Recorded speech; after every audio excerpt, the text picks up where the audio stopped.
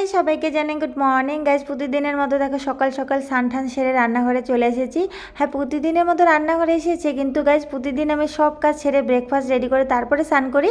আজকে দেখো আগে স্নান হয়ে গেছে, এখন আমার ব্রেকফাস্ট রেডি হয়নি। আর আমি গাইস আজকে কেন তাড়াতাড়ি করে স্নানটা করলাম, যেহেতু মাম্মামের আজকে শনিবার স্কুল নেই, তাই ভাবলাম যে ভাতটা বসাই দিয়ে মাম্মামার আমি স্নানটা আগে করে নিই, তারপরে ব্রেকফাস্টটা করে নিই। আর গরম গরম তো খাবার খেতে সবার ভালো লাগে। আর এইদিকে দেখো গাইস অনেক দিন পর করছি আমি দোসা।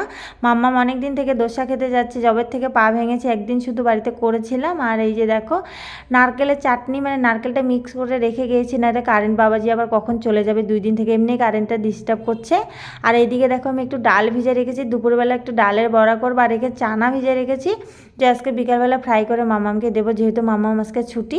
আর এইদিকে দেখছো ধোসার যে আমি চালটা গুঁড়ো করে রেখেছি রাত্রেবেলা, কালকে কতটা ফুলে গেছে। আর গাছ যেন ধোসার চালটা মানে যতটাই ফুলে উঠবে ততটাই ধোসা সফট আর খুব সুন্দর হবে খেতে। আর এইদিকে দেখো আমি একটু মানে অন্য পাত্রে নিয়ে নিয়েছি, যেহেতু আমাদের অতটা লাগবে না এই দোসার, মানে আমাদের 3-4 দিন হয়ে যাবে। তো বাবাই গাইস।